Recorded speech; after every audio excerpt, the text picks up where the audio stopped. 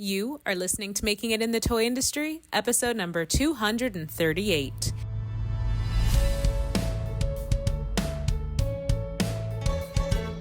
Welcome to Making It in the Toy Industry, a podcast for inventors, entrepreneurs, and makers like you. And now, your host, Ajel Wade. Hey there, toy people. Ajel Wade here, and welcome back to another episode of Making It in the Toy Industry. This is a weekly podcast brought to you by thetoycoach.com. While you're listening to this episode, I am on the road. I'm in San Antonio for an Astra board meeting and checking out the next location for the Astra Marketplace and Academy. If you don't know, that's a toy trade show that you should attend if you want to get your product in specialty stores. But I digress. While I'm gone, I'm bringing back an old episode as an extended version of that episode. So there are bits of this conversation never before aired that you are going to get the privilege to hear today.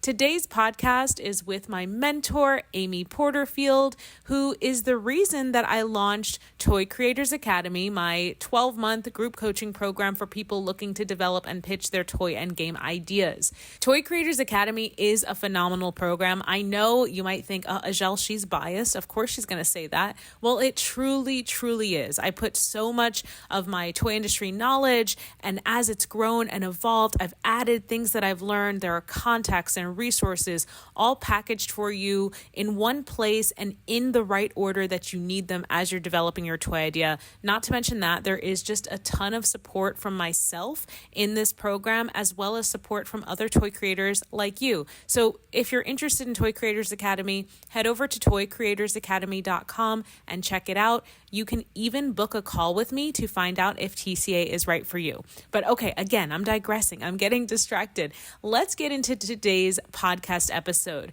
This is an interview that I held with Amy Porterfield. She is a multi-million-dollar online business owner who knows so much about email marketing, launching digital products, and creating an online business based on what you already know. Her program is called Digital Course Academy, and her course is now open for enrollment. So that's why we're bringing back this episode today, so you can learn a little bit more about Amy, how she teaches, what she thinks about marketing and having an online business, and perhaps you can check out Digital Course Academy for yourself.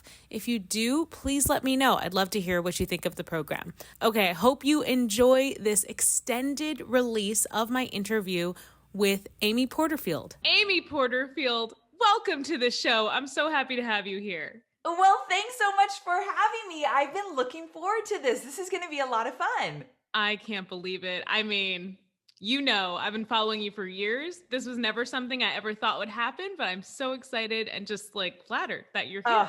I'm honored you asked. I'm so glad you asked. Okay. Now, you know, because I've told you that my show caters to entrepreneurs and toy inventors. So I'm sure some people listening might be wondering why an online marketing expert is on the show today. Like, why? But I have to say, Amy, in 2020, the toy industry actually grew 16%. Online toy sales were up crazy numbers in April when the pandemic first started. Like, we're doing numbers that we thought we would do in 2030. Whoa. I love hearing that. Yeah. So since the majority of those sales happen online, I always teach my students you really need to build your list, your email list. So there's no better time in the world, in my opinion, to bring you on the show and share all of your marketing genius with my listeners. Oh, bring it on. I mean, the fact that list building is so important and you're bringing it to your community, I could talk about this topic all day long. So I'm like, bring it on. Let's do this. Okay, let's do it. But before we dive into list building, because you're you, I do want to hear a little bit about your story. So would you mind if we start off with entrepreneurship and then we dive in? Let's do it. Okay. So I know, because I know you, that you're super A+ style student, and that mentality serves the corporate world so well. You get rewarded for working all hours of the night and giving 150%, never seeing your family. But so I'm wondering, you must have also been a corporate girl. Like, you did it. Yeah, no, 100%. Right. So I'm curious, why did you leave? Why did you leave? You were working at Tony Robbins right before you made the leap to entrepreneurship. So why did you make that leap? So I love this question because I always thought I would be a corporate girl and I was really good at it. I always say I was a corporate yes girl. You need it now, no problem. You need me to work all night, you got it. You need me to get on a plane and meet with a client, I'm your girl. And I loved climbing the corporate ladder. I loved the accolades and the raises and the promotions. I lived for that because in school, I lived for getting good grades. And this was like my way of getting good grades in the corporate world. And then one day, when I was working with Tony Robbins, he had a meeting where he brought in a bunch of internet marketing, in that time, gurus. Like these were the top of the top. All of them were men, by the way. Oh, wow. And they were doing these really cool things in terms of creating products and selling them online. And they all had their own businesses. And Tony went around one by one and asked them about their businesses because Tony was starting to sell more online of his own courses. And so I was brought in, here's the humbling part, I was brought in to take notes. I wasn't an assistant, but I was brought in to take notes. I sat at a side table, wasn't even at the main table. And one by one, these guys went around to talk about their online businesses. And I think I took the worst notes in the world that day. My ears perked up and I thought, I don't know what these guys are doing, but I keep hearing freedom, lifestyle, time with family, great revenue. And I thought, I don't know even what they're doing. I don't even get it, but I'm going to figure this out because I wanted more freedom. I didn't want a boss. I didn't want to be told what to do, when to do it, how to do it. And as much as I loved Tony, I didn't even want him as a boss. And so it got to the point that I thought, I got to figure this out.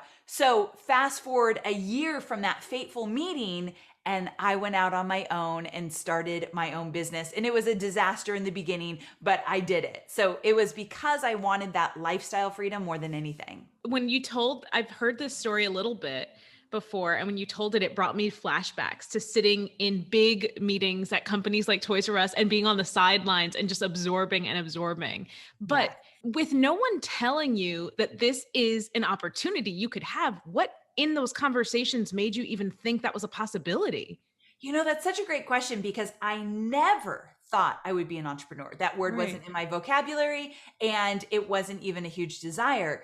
But I think it got to the point that I realized I am always going to be on somebody else's time and I'm always going to be creating for somebody else. And there was just this little voice, a little knowing like, yeah, but you could do it for yourself. You could do this. And I had just gotten married and my husband, Hobie, and I was on the road at least 200 days of the year. I traveled to the events. I worked on the content Tony did at events like Unleash the Power Within, Date with Destiny. I got to work on that content. So I went to these events and I never saw my husband. And I thought, I don't want this lifestyle. So I think it was like what I didn't want propelled me into being an entrepreneur, not really knowing what I exactly wanted, but I knew what I didn't want anymore. That is exactly what happened to me. Yeah. That is the same thing. Yeah. You know, I'm sitting in the pandemic and it just realized like, I don't want to not be home. I think seeing what it's like to be home was like, I don't want to go back to not being home and with my partner. Okay. Yes. So today, thankfully, you followed that voice and now you have this multi-million-dollar business, crazy, which is super impressive to say the least. But what's even more impressive is that you've built a multi-million-dollar business that builds other multi-million-dollar businesses. Like that, that is so cool. It's so cool. I mean, as a student of yours, I've got to say your work feels very genuine and like very mission driven. I feel very connected to you. Okay. I've actually never told you this before because I wasn't sure how you would respond. But the very first time I heard your podcast, I was like, who is this girl? And I was like, I don't know if I like this. And then I swear. And then I listened to the whole episode and you were like talking about Hobie at the time. And by the end of the episode, I was like, oh, she's my best friend. I loved it. I loved it. And I think there was just that bias that I think everybody has against women being in charge, knowing what's right and telling you what to do. It's a bias that even other women have. You know, so listening. So anyway, I digress. Love that you shared that with me. That makes my day. Oh yeah, I digress. So it's like totally. It's one of those stories where you meet somebody, and then at first it's not the fit, and then you realize it's your own issues that you had to work through to see Oh, that yeah. person for who they are. I've been there. I get it. Yeah. So from the very first day that you started your business, were you really as mission driven as you come off today? Like, did you Mhm. always have that clear why in your head and you were focused? Absolutely not. No? No. And this is another question I'm glad you asked, because I think it needs to be said. And I think more people need to hear it from people, entrepreneurs like me and you, in the sense that when I left my corporate job, my why was I didn't want a boss. Again, I didn't want to be told what to do, when to do it, or how to do it. I wanted to live my life the way I wanted to live my life. And I wanted to be creative in my own right. It was very selfish in that sense. I wasn't thinking I want to change the world. I wasn't thinking I want to help tons of people. Of course, I always come from a place of wanting to help, but it wasn't at the forefront. And then about 2 years in, because it took me a good 2 years to figure out what the heck I was doing, Okay.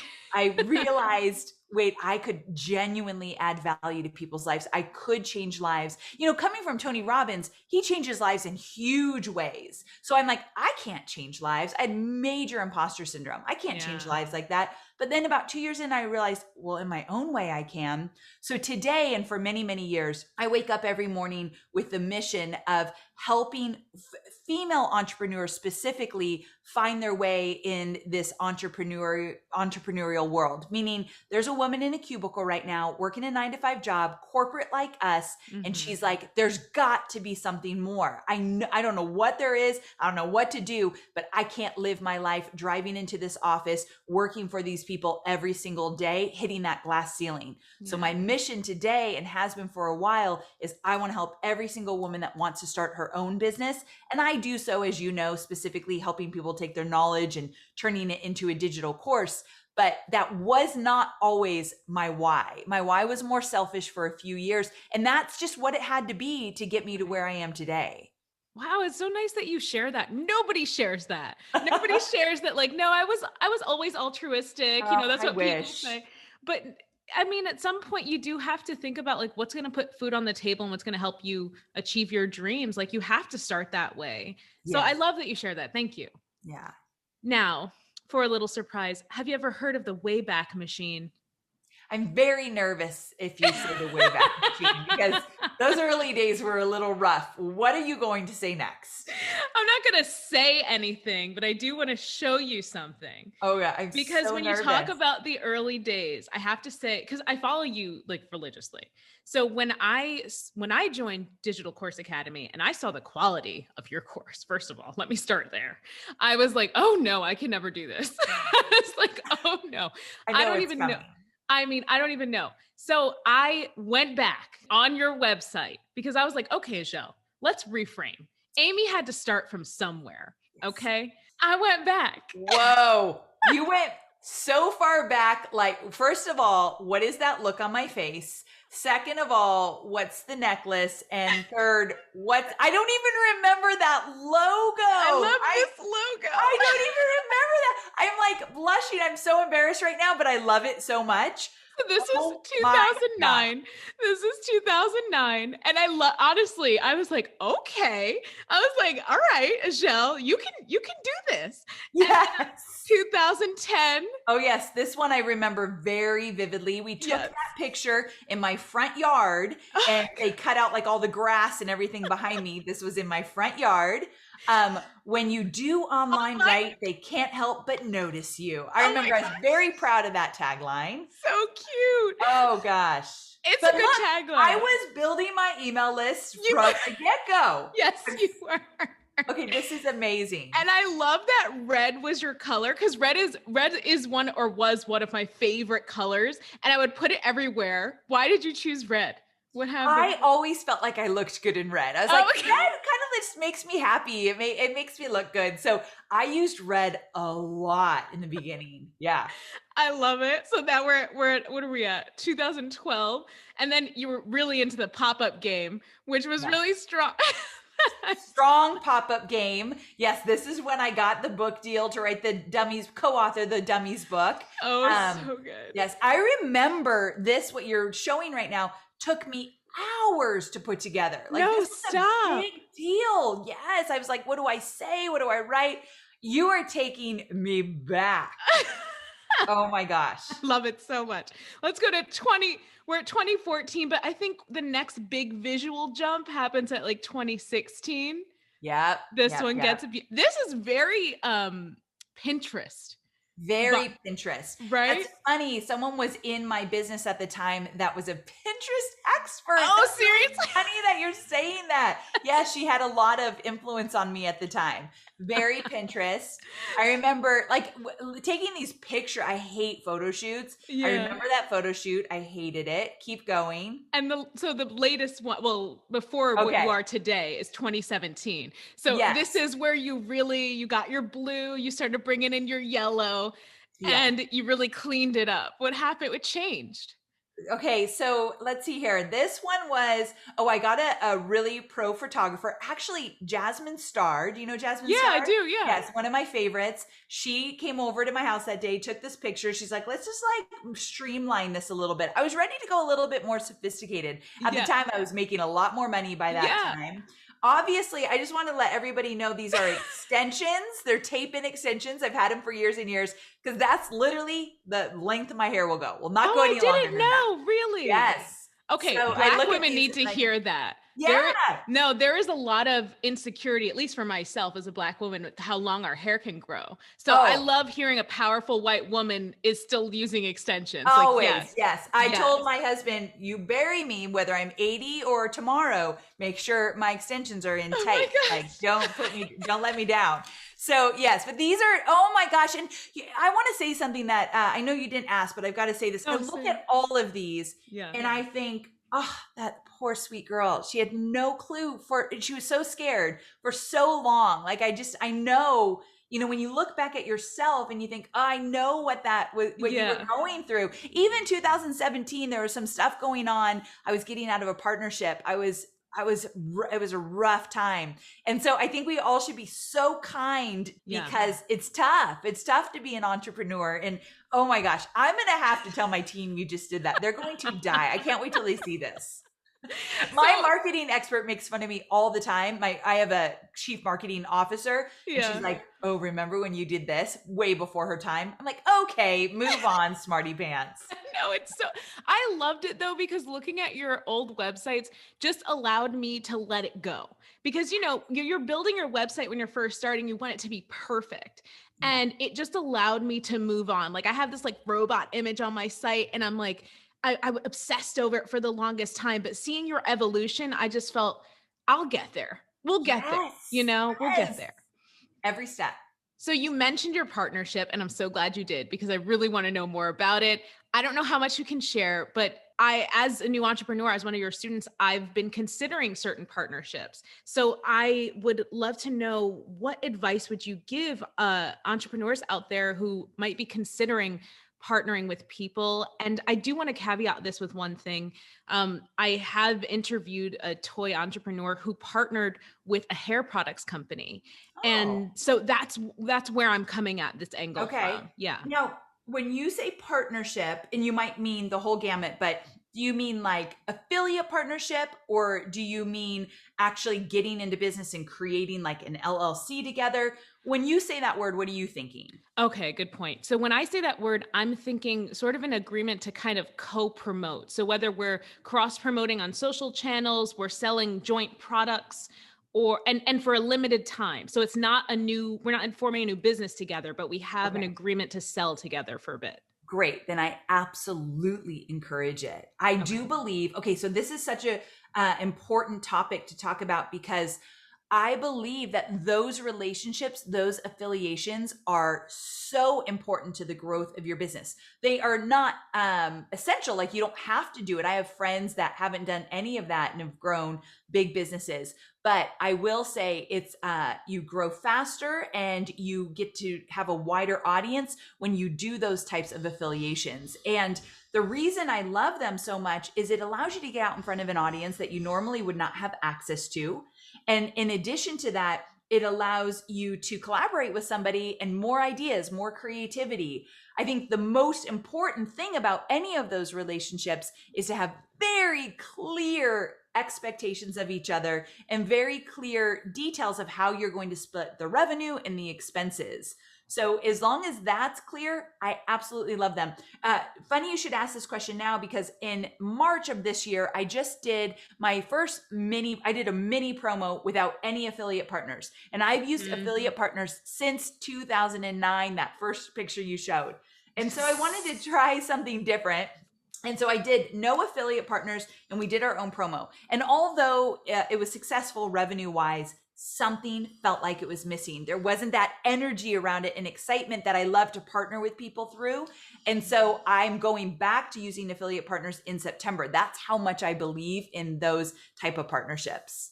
And the way you approach your affiliate partnerships, it's not just, hey, here's an email, send this link when you have free time. You make it a community, like you make everything a community. Oh yeah. Like if I'm going to partner this is such a great lesson to remember. If you're going to partner with somebody else, like a hair care company with a toy company kind of thing, you treat it as though it's your own business. You go full out, you do everything you can to do a great job of that cross promotion, because I believe in karma and I believe it comes back to you. So treat every partnership promotion as your own business with that kind of care, and it will always pay off for you.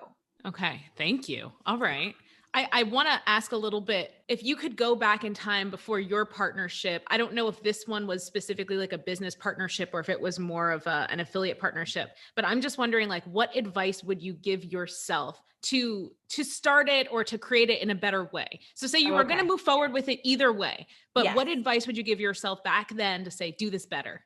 Okay, so my situation, so I do tons of affiliate partnerships. I promote other people's programs, they promote mine. Yeah. But the partnership I talked about in that one picture where things were a little rough, I got into a partnership where someone came into my business and I made them a 50-50 partner.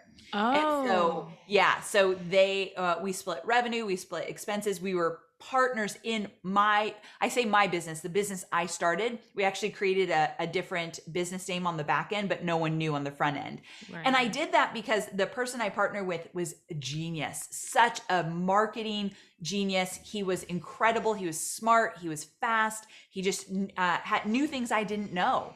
And so his strengths with bringing into this business, it was incredible. Like literally we did skyrocket our revenue together. Oh, wow. But I got to a point that, without getting into all the details, I lost myself along the way. I lost my voice. I started not speaking up. I started thinking, well, what does he think we should do? I would go to him with all the questions instead of turning inward. And it got to a point that I realized, this is not what I want. This is not the kind of way I want to grow my business. So together, we got together and figured out over a long period of time how to end that partnership.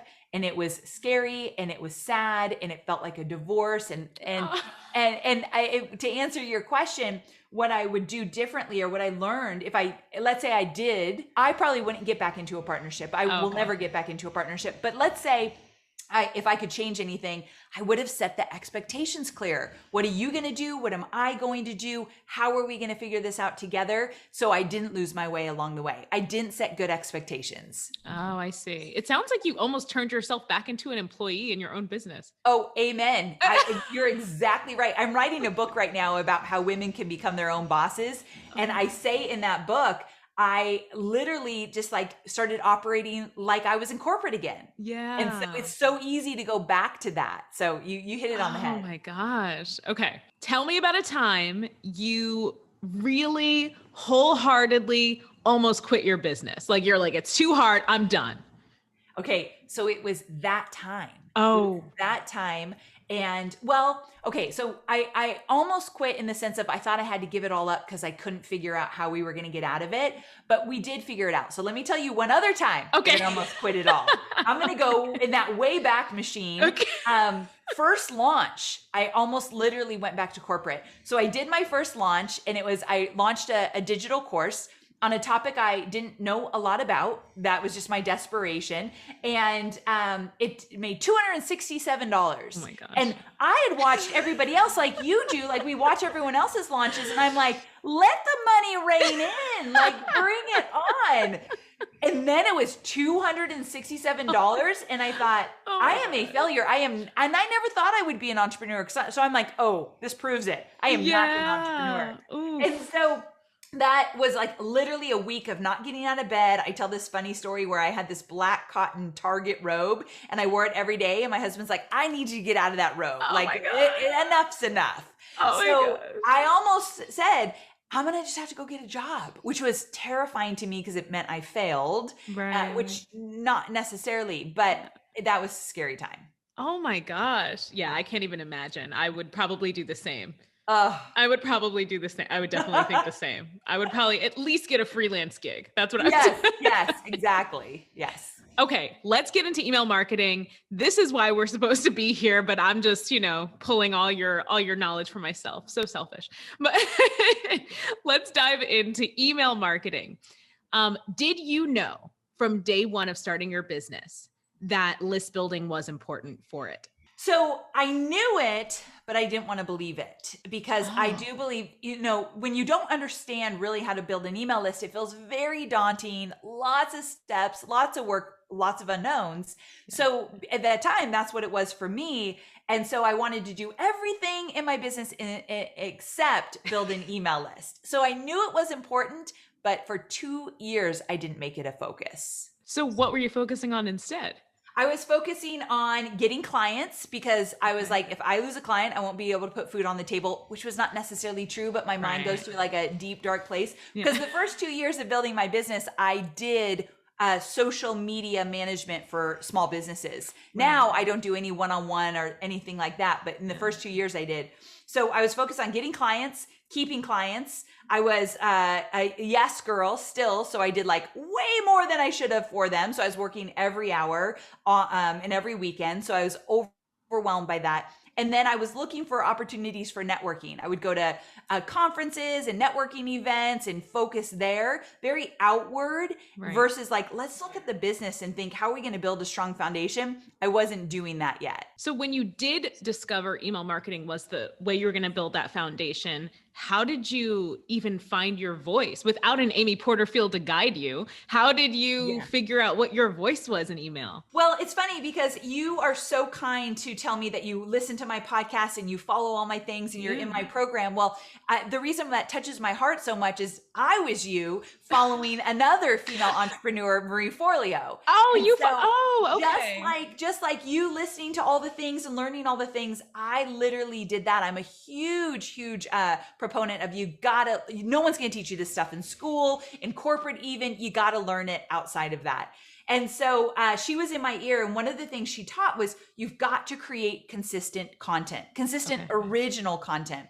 So the way I found my voice is I started with blogging. It turned into podcasting years later, but blogging was the thing that I did over and over and over again till I finally kind of found my voice and started attracting my audience. I did see that in the Wayback Machine. You can see the menu options change from blog, and then there's blog and podcast. So Yep. That is so interesting. So there are probably a number of toy industry organizations that might be listening right now. So what tips would you have for them to find their voice? Because it's so different from you, like as an individual, but what does an organization do to find a voice that's more, I don't know, general, but still personal? Yeah, I think that first you get super, super clear on who you're talking to. And you have to remember, you're talking to a human being, whether they're a business person or not. Like if you're talking to the consumer, maybe different than you're talking to the distribution in a company or whatever, that department, but they're all human. And so having a casual, really friendly and inviting voice in all you do, no matter who you're talking to, is important. But then understanding, what are they thinking? What are they feeling? How can I make them think, oh my God, you're in my head? So that's what you want to do. So really understanding who is your market, who are you talking to? That is where you want to start, because then you can start creating content around that. How long do you spend on writing emails? So I send one email out a week. Now I have a copywriter now, but for many, many years I didn't. And so it would probably take me a good 45 minutes to write the email that I send every week. I was a slow writer for sure. No, but I think that's an important thing to say, because I feel like a lot of toy entrepreneurs, they don't value like really taking that time to talk to their list because they think no one's listening. But it's important to say, like, look, this is somebody who has built a business off of their email list essentially, and they were dedicated for 45 minutes to sit down and write a message that would resonate with their audience. I think that's really, really important to say. Me too. Now, your email style is super personal. Have you ever shared too much in your emails? Okay, no, but I am guilty of not sharing enough. Oh. So I'm going to take it the whole other way. I'm not an oversharer, so I'm never going to be in that kind of danger zone of like, oh, okay, pull it back just a little bit.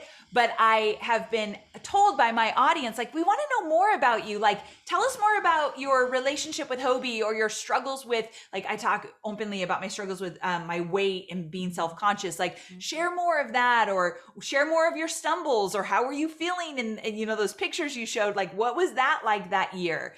And it's not that I want to look perfect and I've got it all buttoned up. It's just that in my mind, this is my corporate mind. Really, I really think it came from that. No one cares about that. They want to know how to grow an email list, how to create a digital course, how to do a webinar. So I feel like I'm wasting people's time by getting too personal. I've learned over the years that is actually very untrue. You're not. They want to know the human behind the teacher. Do you think that they want to know the human behind the teacher after they've learned from the teacher? Or, you know what I mean? Like, is there a right time to bring that out? Great question. I know not everyone will agree with me on this, but I'd rather lead with teaching and the webinars and the list building and all that. Once they get into my world and they trust me, sharing a lot about myself will then, I feel, even solidify the relationship more. If I'm building a brand around a certain topic, it's very weird for me to lead with, so let me tell you about my husband, Hobie. Right. Like, that's just so weird to me. I could be wrong though, because I have been guilty of not sharing enough. So don't take my advice on that one. I don't know. I agree. No, I agree. I think that makes sense. I agree. So is there anything that you've seen change in email marketing since the pandemic? Anything bigger, like more like higher open rates, lower open rates, or just like new tools that are more necessary now than before the pandemic? You know, that's a great question. I think more so than ever, I've seen just mindsets change since the pandemic. And so it's not necessarily the tools. We're still using the same tools. We're still emailing. We're still doing webinars. We're still doing Facebook Lives and podcasting. But I think that in the beginning of the pandemic, people were in a place like, and I think the toy industry probably felt this, like they were actually buying more than I ever expected in the beginning. And I think if you look, people are at home, their jobs might be a little shaky, but they're at home and they can't do anything. And so now getting out of the pandemic a bit, I've noticed that people are a little bit slower to make their decisions. They're like, the world's opening up. I don't know what's going on. So what we've done in our business is we've slowed down and said, okay, maybe we need to explain a little bit more of what they're buying or what they get or the huge benefits of this. So in our own marketing, we just go a little bit of that extra mile to do a little bit of hand holding to help them understand if what my product is right for them. So the communication feels a little bit different than, let's say, even a year or two ago. Okay. Yeah. No, that makes total sense. Okay. I want you to share your List Builder Society course before I have to let you go. I really don't want to let you go, but I want to be grateful and respectful of your time. List Builder Society is the very first thing I ever purchased from you. It's a great course around building your email list and teaches all the processes and strategies and how to even set up an email. I mean, it's fantastic. There's so much to explain, but the very first thing I want to explain is a lead magnet, because that is like the key to starting to build your email list. So like, could you just tell us what a lead magnet is? Yes, a lead magnet is a freebie. So it'd be like a free PDF guide, a free cheat sheet. Sometimes it could be a discount code. A freebie is something that you give for free in exchange for name and email. And name and email is a hot commodity. And so that's what a lead magnet is. It's a freebie in exchange for a name and email. What's the first lead magnet you ever made? Okay, well, you taking me back, that one that you showed on that very first, wait, can you go back to it? Okay. Let's talk about this really fast. Let me go back. That very first one where I've got, of course, the red, the white shirt. Take me back. The white, this yes, one? This. Okay, there's no lead magnet there. Okay, this one didn't pop up. It must have been too old. Okay, So get free instant access to my video mini course. Oh, you were How ahead of the strategy- times. Right? To supercharge your Facebook page. Didn't even know it was a mini course, but okay, so it was obviously a mini course. This had to have been my first freebie because I don't think I even had one in that very first website you showed was not up long, for the record. So that's I might probably not why. talk to you. I might not talk to you about putting this up. We might not be friends anymore, but yeah. So I guess it was a mini course because that genuinely was my first freebie. That's awesome. So I would love if you could give an example, because a lot of my students, I've told them this. I'm like, you need a lead magnet. You need to build your email list. And we'll be in our group calls and they'll be like, Ajel, I sell toys. What could I possibly create? First, I want to tell you, I want to share this with you because you're going to love this. One of my listeners, she had a product. It was actually a book. It was a book about a book of cultures about kids from all over the world. And she has plush toys and things. So when the pandemic happened, she actually launched a Kickstarter. So she created a lead magnet that was an educational tool and activity for kids to learn about different cultures. So that's how she built her list for her Kickstarter. So good, right? Yes. So good. So what are some amazing lead magnets that your students, after taking List Builder Society, have come up with? So some of the amazing lead magnets tend to be when my student asks themselves, okay, where is my ideal client, the one I want to spend money with me, or customer? Where are they right now in their journey, in their life, in their experiences? That's the perfect lead magnet to meet them where they're at and either help them with a challenge, an obstacle, a pain point, or a desire, or in your case with toys, entertainment, something fun, something enjoyable, something inspiring. And so with my students, one of my students, she is a dog trainer. I always use this example. And her lead magnet, it is a PDF cheat sheet. So it's super simple. And it's how to get your dog to stop jumping on people when they come to the front door. So she in her course, that what she sells, she does so much more than that. But she's like, the number one thing they want is just like, don't jump on people when they come to the door. And if I can help them with that, they're going to think, whoa, this girl knows what she's talking about. What else has she got? And so that's what you want your lead magnet to be. But talking to your audience, I do think there's something to be said about the entertainment. And I was going to tell you, like the exercise that she gave out, like even coloring or crafts or anything that's fun, just to get them into your world is a great idea. It doesn't have to be a cheat sheet, 10 ways to do XYZ. Your world might feel different than that, but just you're wanting to meet them where they're at. You just inspired an idea. Listeners, take this, run with this. When I work in the toy industry, one of the things we do to create new craft kits is you go to Michael's and you buy a bunch of pieces to build out what you think your product will be so you can cost it out and all that. But how great of a lead magnet would it be to give somebody basically a shopping list and say, this is what you can create, like an activity book and a shopping list. Go to Michael's. Here's a coupon code because you can download this offline from Michael's, right? Coupon code, shopping list, and instructions to this like craft, which is related to my toy product, which is a lead magnet just to get you into my world. Oh, that's so good. You just inspired that. I love. If this comes to fruition, you got to tell me. That's a great idea. That's so good. Oh, you made me think of it. I don't know what it was. It was talking about crafts. You mentioned crafts after the dog. And that's where it came from. Yes. Oh my gosh. Okay. The final question, the $1 million question for people that come on my podcast is, what toy blew your mind as a kid? Oh, okay. So I was obsessed with Cabbage Patch Kids. Really? Obsessed. And here's what I was most obsessed with. Number one, their hair, because I was born with very naturally curly hair, and it's always been a pain point for me, like how to do it. So these Cabbage Patch Kids had the most perfect hair. Yeah. And then especially Corn Silk Kids, when the Cabbage Patch Kids got like real hair. Yeah, it was a big deal. I don't know what that No, I don't know what deal. that is. But what I loved about the Cabbage Patch Kids, I didn't have many. Like I had friends that had like 10, and I thought they were millionaires, and I couldn't understand how that was. But I had like one or two, but it was that adoption paper in the mail that came. If you mailed in and you said that you have adopted this baby and you got a certificate in the mail, I remember like it was yesterday getting my certificate. Wow. I was so excited. So yes, I loved Cabbage Patch Kids. Oh, I love hearing that experience for you. Oh, By the so way, good. Cabbage Patch Kids are how I learned to braid. So I love when you said, yes, when you said the hair, I was like, yes, the hair. Yes, I love the hair. You and I have a lot in common with that. I know. Amy Porterfield, I just can't thank you enough for being here today. If there is anything else you would like to share, please do so now. Let us know where we can find you, what you're up to. Oh, well, thank you so much. Well, I have a podcast, Online Marketing Made Easy. And so that might be beneficial for some of those listening. And you can find me anywhere on social with my name, Amy Porterfield.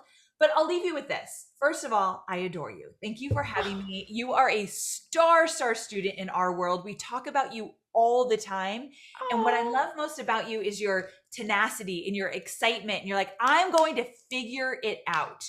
So anyone listening right now, she's your girl, because you will teach other people how to just figure it out and stick with it and take the risk and just do it. So I love having you in my community. I was so honored when you asked me to be here. So thank you so very much. You always have a fan in me. Thank you so much, Amy. That was lovely. Thank you. Thanks for listening to the Making It in the Toy Industry podcast with Azhelle Wade. Head over to thetoycoach.com for more information, tips, and advice.